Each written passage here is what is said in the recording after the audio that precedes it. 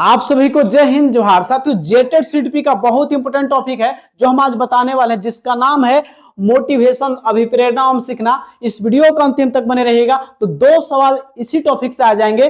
और चाहते हैं कि सीडीपी में 30 में 30 आए तो चैनल को लाइक सब्सक्राइब कर लीजिएगा, क्योंकि यहाँ पे सीडीपी का फुल सिलेबस कवर कराया जा रहा है और तमाम जेटेड की संपूर्ण कोर्स की तैयारी। और चाहते हैं कि जेटेड में 120 प्लस नंबर है तो भी चैनल को लाइक सब्सक्राइब कर लीजिएगा, क्योंकि आपको सबसे पहले यहाँ चीजों को कराया जा रहा है। प्यारे साथियों, समझेंगे आज का टॉपिक अभिप्रेरणा और सीखना, ट्रिक से संपूर्ण चीज याद करा देंगे आपको। क्लास में ही कहूं भटकने की जरूरी नहीं है।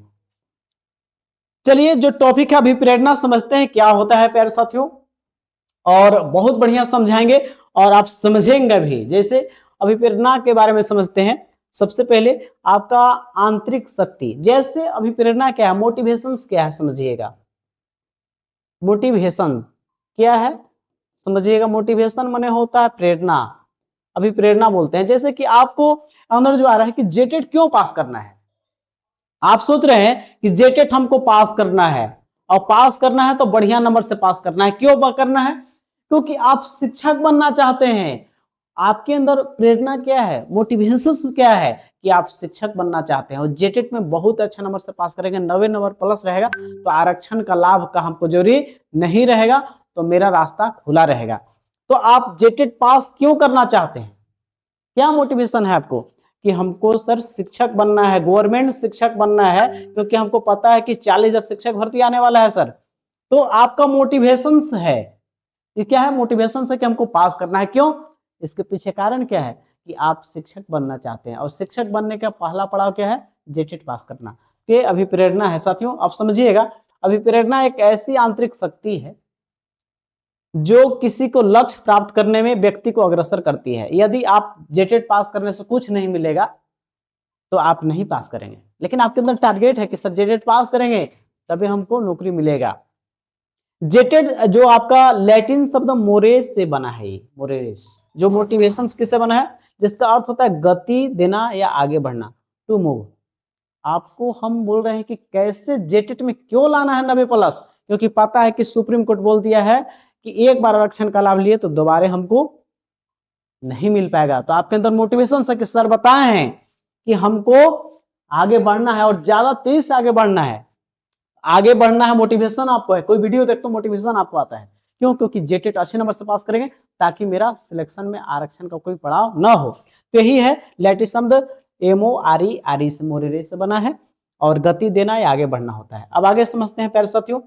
जैसे कि आपका लक्ष्य यहाँ पे है, धीरे धीरे आगे करके बढ़ते हैं कि नहीं, तो चीजों को वही है समझिए, कदम कदम से आगे हम लोग बढ़ते हैं। कुंठा या निराशा के बारे में समझते हैं क्या होता है। कुंठा निराशा क्या होता है? देखिए, निराशा में है जो, देखिए है ना।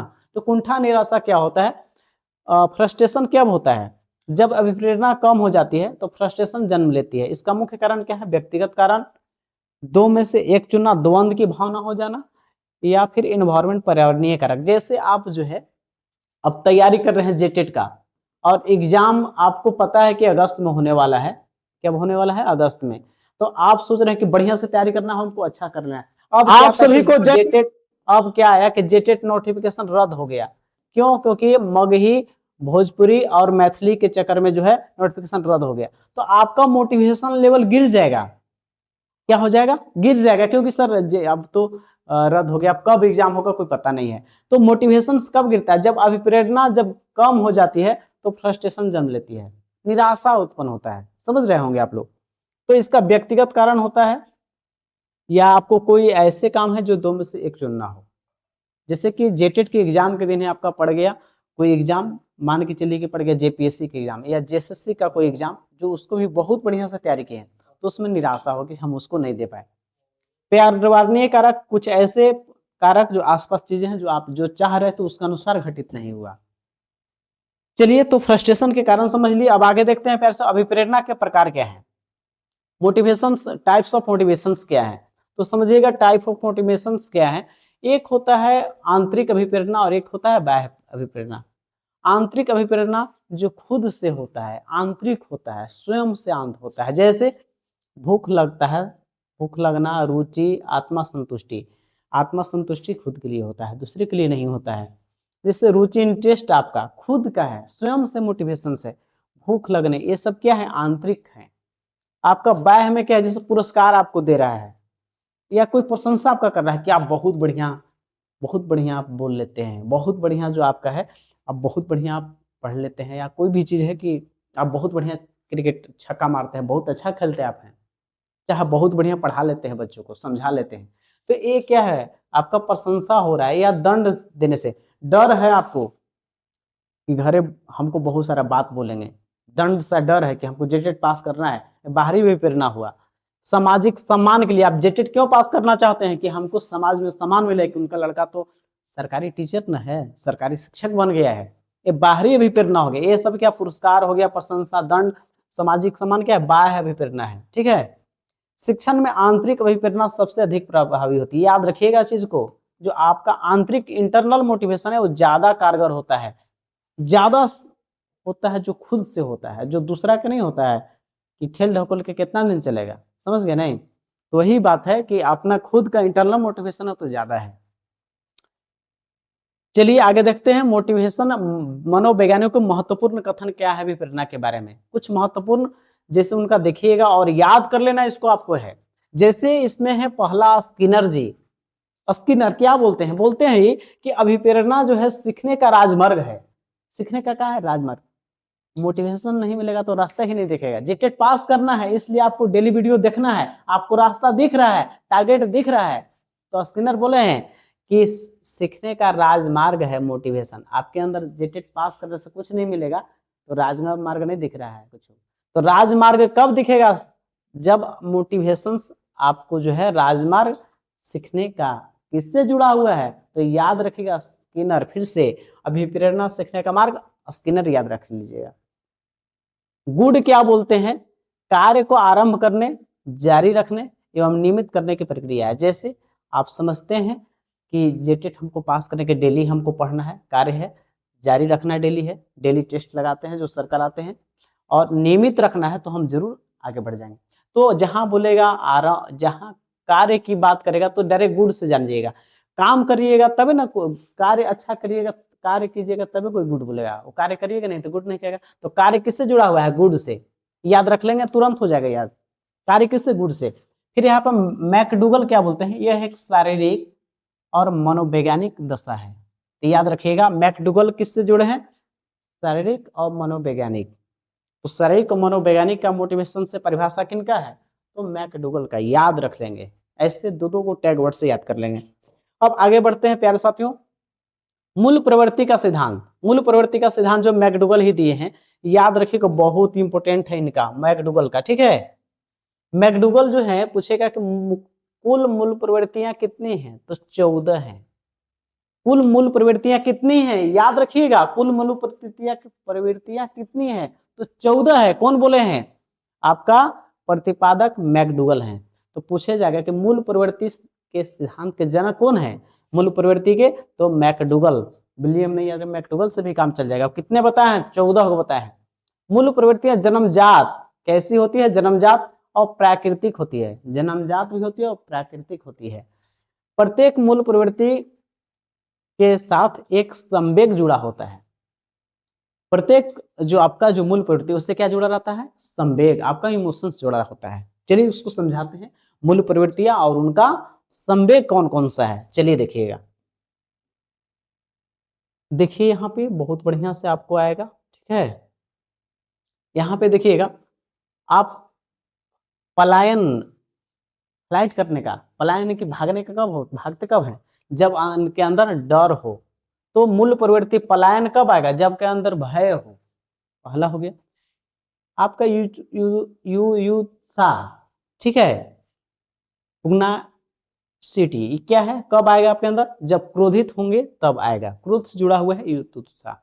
शिशु रक्षा कब आएगा, वात्सल्य, उसको प्रेम मिलेगा तबे ना, जहां प्रेम मिलेगा, वात्सल्य प्रेम, बच्चों का प्रेम होता है, तो वहीं क्या होगा, रक्षा की भावना आएगा। अब यहां देखते हैं जिज्ञासा, जानने की जिज्ञासा किससे जुड़ा हुआ है, तो आश्चर्य से। ठीक है, तो यहाँ पे भोजन तलाश है मूल प्रवृत्ति। इसका भोजन तलाशते कब है, जब भूख लगता है, भूख लगता है तो क्या करेंगे, भोजन तलाशेंगे। सृजनात्मकता आनंद जो है किससे जुड़ा हुआ है आपका? रचना से। रचना किससे जुड़ा हुआ है? सृजनात्मकता। कुल मूल प्रवृत्ति आप पूछे कि कितनी है? आप पूछे कि कामुकता किससे जुड़ा हुआ है इसका, तो कामुकता किससे जुड़ा हुआ है? तो सेक्स से जुड़ा हुआ है, ठीक है, इसी का है।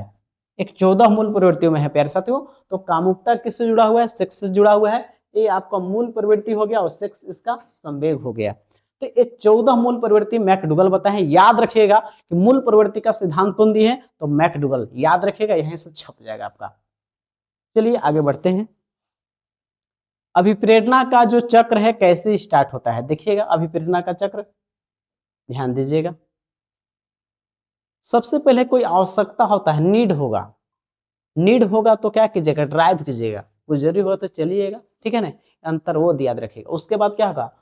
अराउजल, उद्वेलन आएगा। उसके बाद क्या आएगा? लक्ष्य व्यवहार, गोल बिहेवियर, ठीक है। उसके बाद क्या आएगा? उपलब्धि कीजिएगा।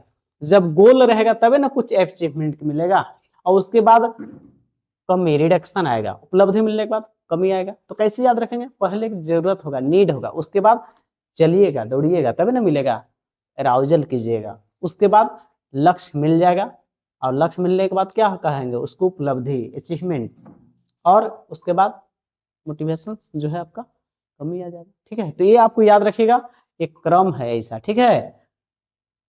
यह एक सतत चक्र है, लगातार है। मतलब जो आवश्यकता से शुरू होकर उपलब्धि तक जाके शांत होता है। आवश्यकता पड़ने पर तेज होगा और फिर उपलब्धि पर जाके क्या हो जाएगा? शांत हो जाता है। समझ गए? ऐसे याद रखिएगा। इसका हम ऑब्जेक्टिव भी करा देंगे और आपको जरूर आपको रहेगा। मैस्लो का आवश्यकता पदानुक्रम क्या है? देखिएगा यहाँ पे,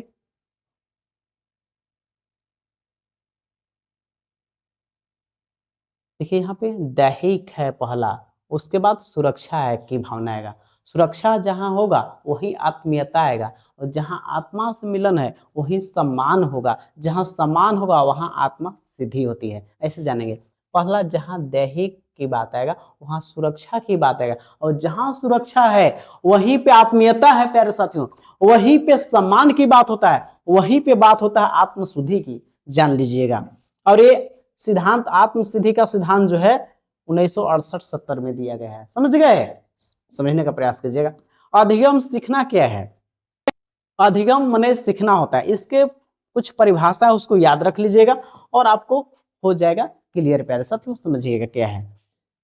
व्यवहार में होने वाले अस्थायी परिवर्तन को अधिगम कहते हैं, ठीक है। जो भी व्यवहार में परिवर्तन आता है, जैसे स्कूल में गए तो कुछ नया चीज सीखे, कुछ व्यवहार में परिवर्तन आया, ठीक है। तो वही सीखना क्या है? व्यवहार में कुछ परिवर्तन लाना है, क्या आपका सीखना कहलाता है। वुडवर्थ क्या बोलते हैं समझिएगा। वुडवर्थ का परिभाषा याद रख लीजिएगा। सीखना एक विकास की प्रक्रिया है। तो पूछे कि विकास की प्रक्रिया कौन बोल दी है सीखना को? वुडवर्थ, याद रखिएगा। फिर आपका गेट्स क्या बोले हैं? अनुभव द्वारा व्यवहार में परिवर्तन सीखना ही क्या है? सीखना है।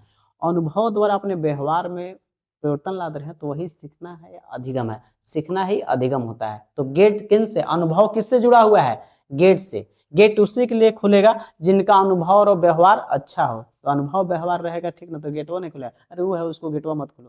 तो अनुभव और आपका गेट, अनुभव और व्यवहार किनसे जुड़ा हुआ है? गेट से। याद रख लेंगे। फिर आपका crow and crow, crow and crow यानी कि क्रोधित कौन होता है? क्रोधित कौन होता है साथियों? तो याद रखिएगा, क्रोधित कौन होता है?